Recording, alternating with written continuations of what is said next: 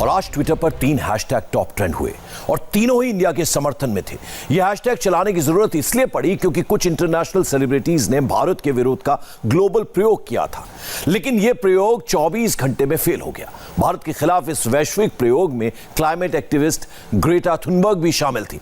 अब से थोड़ी देर पहले ग्रेटा थुनबर्ग ने प्रोपेगेंडा फैलाने वाला गूगल ट्रोल किट शेयर करते हुए ट्वीट किया, फिर उसे जल्दबाजी में डिलीट भी कर दिया। ट्वीट डिलीट करने के फौरन बाद गूगल ट्रोल किट को भी लॉक कर दिया गया है, लेकिन ग्रेटा ने जो गूगल ट्रोल किट डिलीट किया उसे हमने पढ़ लिया था, उसकी कुछ बातें हम आपको बताते हैं। इस ट्रोल किट में 26 जनवरी दंगों की पूरी डिटेल दी गई थी, लेकिन ग्रेटा ने बिना पढ़े उसे ट्विटर पर शेयर कर दिया और बाद में उसे डिलीट भी कर दिया। हम आपको बताते हैं कि इस ट्रोल किट में कितनी विस्फोटक बातें लिखी थी। इसमें प्रायर एक्शंस का जिक्र करते हुए लिखा गया था कि 26 जनवरी से पहले कैसे भारत पर डिजिटल स्ट्राइक करनी है। प्रधानमंत्री कार्यालय, कृषि मंत्री, वर्ल्ड बैंक और IMF जैसी संस्थाओं को टैग करने की बात इसमें कही गई थी। फिजिकल एक्शन का जिक्र करते हुए लिखा गया था कि 26 जनवरी को भारत में मौजूद दूतावास, सरकारी इमारतों, बिजनेस हाउसेस पर जाकर कैसे एक्शन लेना है। विदेशों में 26 जनवरी को कैसे कोहराम मचाना है। इसके अलावा यह भी कहा गया था कि ट्रैक्टर रैली, मार्च और परेड में शामिल हो, वीडियो बनाकर उसे शेयर करने की बात कही गई थी। Stand with farmers solidarity video का हैशटैग चलाने का ऑर्डर था। भारत सहित ग्लोबल मंच पर stand with farmers, ask India why और फार्मर्स प्रोटेस्ट जैसे हैशटैग को ट्रेंड कराने की प्लानिंग हुई थी। इसके अलावा एक बड़ी विस्फोटक बात इस टूल किट में असम को लेकर भी थी, जिसमें सीधे सीधे जिनोसाइड इन असम की बात कही गई थी। ग्रेटा थुनबर्ग ने 21 फरवरी से 25 फरवरी के बीच विरोध प्रदर्शन करने का नया कैलेंडर भी बताया था। प्रोपेगेंडा टूल किट में बताया गया था कि किसी धरना, प्रदर्शन, मार्च, परेड में जाएं तो हाथ में कोई तख्ती या बैनर, कोई फोटो लेकर जाएं। यह भी बताया गया था कि मोबाइल से वीडियो बनाना हो तो मोबाइल को पोर्ट्रेट की जगह लैंडस्केप मोड में पकड़ें, तब वीडियो बनाएं। ग्रेटा ने जो ट्रोल किट शेयर किया उसे बाद में जिसे डिलीट किया उसे किसान एकता कंपनी ने बनाया था। हमने इस ऑर्गेनाइजेशन के बारे में भी बाकायदा चेक किया तो पता चला कि यह कनाडा से ऑपरेट होती है। जो बातें ग्रेटा ने डिलीट की और रेहाना ने ट्वीट की उसमें भी बहुत सारा प्रोपेगेंडा छिपा है। हम इस रिपोर्ट के जरिए आपके लिए भारत विरोध के इस ग्लोबल एक्सपेरिमेंट, ग्लोबल प्रयोग को हमने डिकोड किया है। नरेंद्र मोदी वर्ल्ड के सबसे पॉपुलर लीडर। इंडिया 2021-22 में सबसे तेज यानी 11.5% की दर से ग्रो करेगा। 18 दिनों में 40 लाख को टीका लगाकर कोविड वैक्सीनेशन में नंबर 1 बना भारत। कोरोना संक्रमण से रिकवरी रेट में भारत अव्वल, रिकवरी रेट 97% से भी ज्यादा। इंडिया ने दुनिया के 2 दर्जन से ज्यादा देशों को कोविड की वैक्सीन पहुंचाई। भारत में कोविड के टोटल केस में एक्टिव केस दुनिया में सबसे कम 1.5%। इंडिया की उपलब्धियों की ये वो हेडलाइन है जो आपको जाननी चाहिए। ये हेडलाइन आपको सोशल मीडिया पर नहीं दिखेंगी।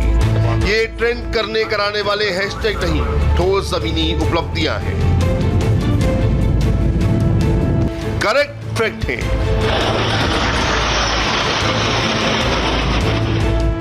कोविड महामारी का सामना करना हो, आर्थिक विकास हो, चाइना से मुकाबला हो या स्पेस में छलांग, इंडिया आज तरक्की के नए पैमाने गढ़ रहा है। और ये बात बहुत से लोगों को चुभती है। ऐसे लोग इस मौके की तलाश में रहते हैं कि भारत को किस तरह नीचा दिखा सके। इसीलिए हमारे किसानों के आंदोलन की आड़ में हिंदुस्तान को बदनाम करने की एक नई इंटरनेशनल साजिश शुरू हुई है। आज सोशल मीडिया पर इंडिया की उपलब्धियों को नहीं, उन चुनौतियों को ट्रेंड कराया जा रहा है जो किसी भी लोकतांत्रिक व्यवस्था का अटूट हिस्सा है। भारत के साफ, शफाफ और बेदाग लोकतंत्र को बदनाम करने की सोची समझी साजिश की स्क्रिप्ट को एक बार फिर से एक्टिव कर दिया गया है। आपको इस स्क्रिप्ट के fine prints step by step बताते हैं। कुछ इंटरनेशनल सेलिब्रिटी सोशल मीडिया पर इंडिया के बारे में पोस्ट करते हैं। इन पोस्ट को भारत में वो लोग लपक लेते हैं जिन्हें अपने देश से शिकायत है। मिनटों में ही ये मामला नेशनल और इंटरनेशनल हेडलाइन बन जाता है। बताया जाता है कि भारत से अपनी मुश्किलों का बोझ संभाला नहीं जा रहा है। अगर आपको यकीन ना हो तो सबूतों को नाम और शक्ल की सूरत में देखिए। वनेसा नकाटे, पर्यावरण कार्यकर्ता। केल ब्रूक, ब्रिटिश बॉक्सर। जेमी मार्गोलन, पर्यावरण कार्यकर्ता। रूपा, ब्रिटिश सांसद। जगमीत सिंह, कनाडा के नेता, खालिस्तान समर्थक। जिम कोस्टा, अमेरिका के सांसद। रिहाना, गायिका, अभिनेत्री, कारोबारी। Mia Khalifa, model, webcam actress, ex porn star. Greta Thunberg, छात्रा, पर्यावरण कार्यकर्ता। मीना हैरिस, वकील, महिला अधिकार कार्यकर्ता। कुछ देशों के नेता, पर्यावरण कार्यकर्ता, एक इंटरनेशनल गायिका, एक x porn star, climate activist छात्रा, चैरिटी लॉयर और पेशेवर बॉक्सर। इन सब में एक बात कॉमन है। पिछले कुछ दिनों के दौरान इन सब ने हैशटैग फार्मर्स प्रोटेस्ट के साथ ट्वीट किए और उनको हिंदुस्तान के उन लोगों ने लब लिया जिन्हें अपने देश से ज्यादा दूसरों पर विश्वास है। ये ट्वीट देखकर ऐसा लगता है कि किसान आंदोलन में डूबती सियासत को रिहाना का सहारा मिल गया। 26 जनवरी के दंगों के बाद क्रेडिबिलिटी गवा देने वालों को इंटरनेशनल सपोर्ट मिला तो बहुत से लोग खुश हो गए। आखिर इंटरनेशनल हो तो कोई भी सपोर्ट अच्छा जो ठहरा, भले ही वो देश को बदनाम क्यों ना करता हो। कोई ये पूछे कि बारबाडोस की गायिका रिहाना हिंदुस्तान के नक्शे में पंजाब को खोज पाएंगी क्या, मगर उन्हें फिक्र है कि दुनिया भारतीय किसानों के आंदोलन पर चर्चा क्यों नहीं करती और उनकी फिक्र देखकर वो लोग खुश हैं जो अपने हितों को देशहित से ऊपर समझ रहे हैं। क्लाइमेट चेंज के खिलाफ आवाज उठाने वाली स्वीडन की सेलिब्रिटी स्टूडेंट ग्रेटा थर्नबर्ग भी किसानों के आंदोलन का साथ देने का दम भरती हैं। उन्हें नहीं पता कि वो जिन किसानों के साथ खड़ी हो रही हैं, उन किसानों की एक मांग ये भी है कि उन्हें बदस्तूर पराली जलाकर प्रदूषण फैलाने दिया जाए। अब कोई ग्रेटा थर्नबर्ग से ये पूछे कि क्या उन्हें पराली जलाना मंजूर है, क्या उन्हें अपने यहाँ के कृषि कानूनों की जानकारी है, क्या ग्रेटा ने भारत के 3 नए कृषि कानूनों के बारे में पढ़ा है। हिंदुस्तान के किसानों से सोशल मीडिया वाली सिंपैथी जताने वाली ग्रेटा थर्नबर्ग को अपने देश के किसानों के बारे में ये बातें भी जान लेनी चाहिए।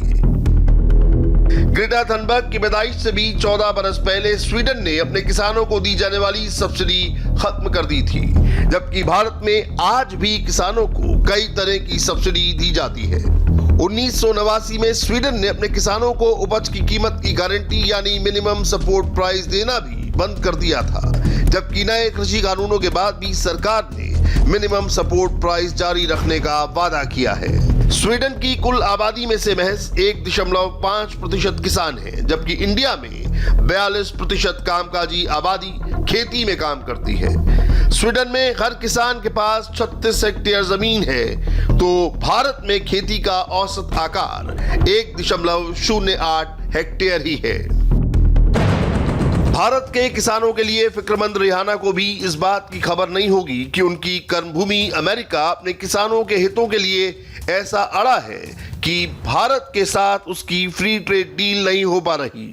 भारत के किसानों से हमदर्दी रखने वालों में अमेरिका की उपराष्ट्रपति कमला हैरिस की भांजी मीना हैरिस और वहां के सांसद जिम कोस्टा भी शामिल हैं, मगर उन्हें अपने देश की उन करतूतों की खबर नहीं होगी जिससे वो भारत के किसानों को नुकसान पहुंचाना चाहते हैं, जिसके कारण दोनों देशों में व्यापार समझौता नहीं हो पा रहा।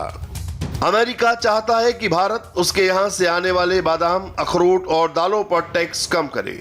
अमेरिका की ये मांग भी है कि भारत उससे डेयरी प्रोडक्ट और मांस ज्यादा से ज्यादा खरीदे। अमेरिका की इन मांगों से भारत के किसानों को नुकसान होगा, इसीलिए मोदी सरकार ने अमेरिकी दबाव में आने से इनकार कर दिया। आंदोलनकारी किसान हमारे हैं, उन्हें शिकायत हमारी सरकार से है और सरकार किसानों से बात करके मसला सुलझा रही है, लेकिन उनके लिए दुनिया के कई ऐसे पर्यावरणकर्ता चिंतित हैं जिन्हें अपने अपने देशों की करतूतों की खबर नहीं। इन्हीं में से एक है अमेरिका की क्लाइमेट एक्टिविस्ट जेमी मार्गोलन। मार्गोलन कहती है कि हमें हर हाल में भारतीय किसानों के साथ खड़े होना चाहिए। मगर वो ये भूल जाती हैं कि जिस क्लाइमेट चेंज के खिलाफ वो लड़ाई लड़ रही हैं उसमें भारत का रिकॉर्ड कैसा है। हम जेमी और बाकी दुनिया को भारत की कार्बन रेटिंग के बारे में बता देते हैं। पर कैपिटा यानी प्रति व्यक्ति कार्बन उत्सर्जन की बात करें तो अगर अमेरिका चौथे नंबर पर है तो भारत 21वें नंबर पर आता है। यानी हमारे देश के नागरिकों की तुलना में जेमी का देश अमेरिका धरती के पर्यावरण को कई गुना नुकसान पहुंचाता है। अमेरिका का हर नागरिक 16.56 टन कार्बन उत्सर्जन करता है, वहीं भारत का हर नागरिक केवल 2 टन कार्बन डाइऑक्साइड का उत्सर्जन करता है। ये अमीर देश हैं जो भारत के किसानों से दुश्मनी निभा रहे हैं। ये अमीर देश ही हैं जो हर क्षेत्र में भारत की प्रगति से परेशान हैं, क्योंकि राइजिंग इंडिया उन्हें चैलेंज कर रहा है। अमेरिका, ब्रिटेन, कनाडा और स्वीडन जैसे अमीर देशों के ये सेलिब्रिटी अपने कूल और कोजी घरों में बैठे #फार्मर्स प्रोटेस्ट पर ट्वीट कर रहे हैं, तो उसके पीछे की वजह भी समझिए। पॉप स्टार रिहाना और पर्यावरण एक्टिविस्ट ग्रेटा थनबर्ग ने #फार्मर प्रोटेस्ट के साथ ट्वीट किए तो उन लोगों के दिल खिल उठे जो किसान आंदोलन की आड़ में राजनीति चमकाने में जुटे हुए हैं। एक पूरा इकोसिस्टम एक्टिव हो गया ये साबित करने में कि किसान आंदोलन के चलते हिंदुस्तान बदनाम हो रहा है। जब किसान आंदोलन की इंटरनेशनल हेडलाइन का पूरा माहौल बन गया तो दोपहर के वक्त कांग्रेस के सांसद राहुल गांधी मीडिया के सामने प्रकट हुए, किसानों के बारे में बयान दिया। सरकार किलाबंदी क्यों कर रही है? क्या ये किसानों से डरते हैं? क्या किसान दुश्मन है? मैंने कहा है कि किसान हिंदुस्तान की स्ट्रेंथ है, शक्ति है, और इसको दबाना, मारना, धमकाना सरकार का काम नहीं है। सरकार का काम किसान से बात करने का है और इस समस्या को रिजॉल्व करने का है। ये वही राहुल गांधी हैं जो सुबह से एम नाम के ग्लोबल तानाशाहों की फेहरिस्त सोशल मीडिया पर जारी कर रहे थे। राहुल गांधी का तानाशाही ट्वीट आया तो उनके समर्थक ट्वीट का हिंदी अनुवाद करके प्रधानमंत्री को टारगेट करते हैं। शायद राहुल गांधी भूल गए कि 20वीं सदी के सबसे महान भारतीय का नाम भी एम से ही शुरू होता है। राहुल गांधी को एम नाम वाले इन महान लोगों के नाम का भी जिक्र करना चाहिए था। मोहनदास करमचंद गांधी, मदन मोहन मालवीय, मंगल पांडे, मदर टेरेसा, मौलाना अब्दुल कलाम आजाद और उनके पिता के परनाना मोतीलाल नेहरू का नाम भी एम अक्षर से ही शुरू होता है। राहुल गांधी को इंटरनेशनल सपोर्ट की ज्यादा जरूरत मालूम होती है, इसीलिए उनकी पार्टी के नेता दिन भर रिहाना और ग्रेटा थनबर्ग की मदद से खुद को सोशल मीडिया पर ट्रेंड कराते रहे। लेकिन जब राहुल गांधी से इंडिया को लेकर इन ग्लोबल सेलिब्रिटी के इंडिया के बारे में सोशल मीडिया पोस्ट को लेकर सवाल पूछा गया तो राहुल गांधी ने पूरी मासूमियत से कहा कि ये तो हिंदुस्तान का अंदरूनी मामला है। कोई ओपिनियन नहीं है मेरा, ये हमारा इंटरनल मैटर है, ये किसानों का मैटर है। बात क्लियर है कि ये जो कानून है ये वापस लेने हैं। अब राहुल गांधी या तो कुछ ज्यादा ही मासूम है या फिर बनने की कोशिश कर रहे हैं, क्योंकि जब वो ये कह रहे थे कि किसानों का मसला भारत का अंदरूनी मामला है, उस वक्त कांग्रेस के तमाम social media handles Rihanna, Greta Thunberg और ऐसे ही इंटरनेशनल सेलिब्रिटी के ट्वीट को ट्रेंड कराने में जुटे थे। खुद राहुल गांधी के बगल में बैठे रणदीप सुरजेवाला ने रिहाना का ट्वीट शेयर किया था। ऐसे में बीजेपी का यह सवाल करना तो बनता है कि क्या राहुल गांधी अक्सर विदेश इसलिए जाते हैं कि अपनी राजनीति चमकाने के लिए इंटरनेशनल सपोर्ट जुटा सकें। रिहाना हो, केल ब्रूक, मिया खलीफा, ग्रेटा थनबर्ग या मीना हैरिस, इनमें से किसी का भी सीधा ताल्लुक न भारत से है और ना ही भारत के लोकतंत्र से है। मगर किसानों के आंदोलन पर इनके सोशल मीडिया पोस्ट ने किसानों के आंदोलन को नेशनल के बाद अब इंटरनेशनल हेडलाइन बना दिया है। विपक्ष किसान आंदोलन के नाम पर इन सेलिब्रिटी के सपोर्ट से अपनी क्रेडिबिलिटी बहाल करने की कोशिश कर रहा है। कहीं न कहीं पुनः किसान बंधुओं के कंधे पर बंदूक रख के अपनी राजनीतिक रोटी सेकने की कोशिश राहुल गांधी जी ने की और साथ ही साथ पुनः किसानों के माध्यम से लोगों को भड़काने का जो प्रयत्न राहुल गांधी ने कहा और किया, वो आज हमने देखा है। ये वही राहुल गांधी है जो चंद दिनों पहले कह रहे थे कि शहरों में आग लग जाएगी, there would be fire in the cities, slums में जाके लड़ाई होंगी। आज ठीक उसी प्रकार राहुल गांधी जी ने धमकाया कि कोई पीछे नहीं हटेगा, बातचीत में हम विश्वास नहीं रखते हैं। अरे राहुल जी, ये तो किसानों का आंदोलन है। किसान तो कह रहे हैं कि उनका राजनीति से कोई सरोकार नहीं है, उनका किसी राजनीतिक पार्टी से कोई मतलब नहीं है, तो आप उनके पैरोकार बन के उनके माध्यम से बातचीत करने का जो प्रयास कर रहे हैं, वो किस लिए कर रहे हैं? ये अपरिपक्वता है। रातों रात किसानों के सपोर्ट में इन इंटरनेशनल सेलिब्रिटी के साथ कई देशों के नेता भी उतरे हैं। जाहिर है लीडर हैं तो उनकी अपनी पॉलिटिक्स है। राहुल गांधी की अपनी पॉलिटिक्स है तो किसानों के इन इंटरनेशनल सपोर्ट्स की अपनी। जैसे कि अमेरिका के सांसद जिम कोस्टा ने ये तो लिखा कि भारत में हो रही घटनाएं चिंताजनक हैं। संसद की विदेश मामलों की समिति का सदस्य होने के नाते मैं हालात पर करीब से नजर बनाए हुए हूं। शांतिपूर्ण आंदोलन के अधिकार का सम्मान हमेशा किया जाना चाहिए। जिम कोस्टा ये भूल गए कि अभी पिछले ही महीने खुद उनके अपने देश में लोकतंत्र लहूलुहान होकर कैपिटॉल की सीढ़ियों पर पड़ा था। मगर आज भी अमेरिका और खुद को फर्स्ट वर्ल्ड कहने वाले नेता इंडिया को प्रवचन देने से नहीं चूकते। हम जिम कोस्टा की भारत के प्रति चिंता को समझते हैं। असल में ये उनकी अपनी चिंता है, अमेरिका की घटती हैसियत को लेकर, क्योंकि आज इंडिया की रैंकिंग बढ़ रही है। पश्चिमी देशों को ये पच नहीं पा रहा कि उनसे कम बेहतर स्वास्थ्य व्यवस्था और संसाधन होने के बावजूद भारत ने कोविड संकट में खुद को अच्छे से संभाला। भारत में कोरोना के कयामत बन जाने की भविष्यवाणी गलत साबित हुई। आज न्यू वर्ल्ड ऑर्डर आकार ले रहा है, जिसमें दुनिया अमेरिका की हाँक पर नहीं चलेगी। इसमें भारत जैसी मिडिल पावर्स की भी अहमियत होगी। आज इंडिया वर्ल्ड की टॉप 5 इकोनॉमी में से एक है। अमीर देशों का संगठन G7 उसे आने का न्योता देता है। भारत दुनिया के कई देशों को वैक्सीन पहुंचाकर वो काम कर रहा है जो कभी अमेरिका और उसके साथी देश करते थे। खुद की संसद पर अपने ही नागरिकों का हमला झेलने वाले अमेरिका के सांसद और पश्चिमी देशों के सेलिब्रिटीज को कोई हक नहीं कि वो हिंदुस्तान को लोकतंत्र पर लेक्चर दें। इंडिया में कभी आर्मी ने तख्ता पलट नहीं किया। हमारे यहाँ के चुनाव की दुनिया में मिसाल दी जाती है। देश में एक पार्टी से दूसरी पार्टी को सत्ता का हमेशा ही पीसफुल ट्रांसफर ऑफ पावर हुआ है। भारत कोई चीन, रूस या ईरान जैसा तानाशाही देश नहीं कि उसके खिलाफ पश्चिमी देश प्रोपेगेंडा कर सके, लोकतंत्र पर प्रवचन दे सके। इस काम में उनके मददगार बनते हैं वो लोग जो भारत छोड़कर इन अमीर देशों में जा बसे हैं। भारतीय मूल के ऐसे कई नेता हैं जो पश्चिमी देशों की कठपुतली बनकर अपने पुरखों के वतन भारत को बदनाम करने का मोहरा बन जाते हैं।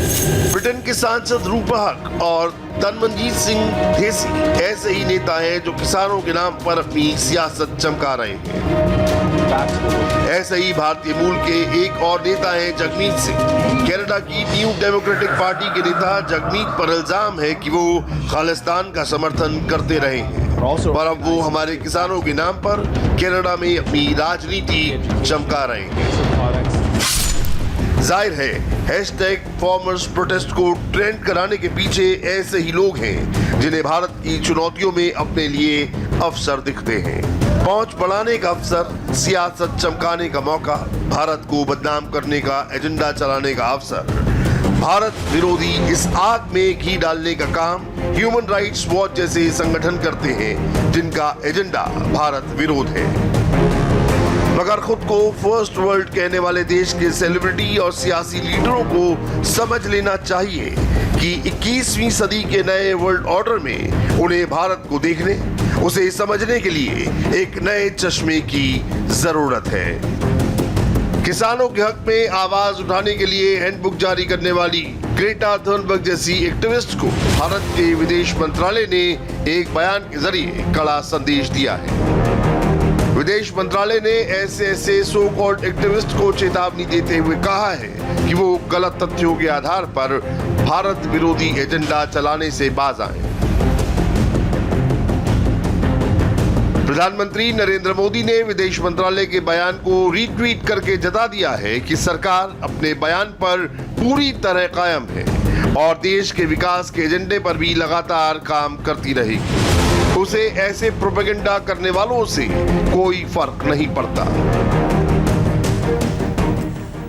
रिहाना को लेकर इस वक्त लोग गूगल सर्च इंजन पर बहुत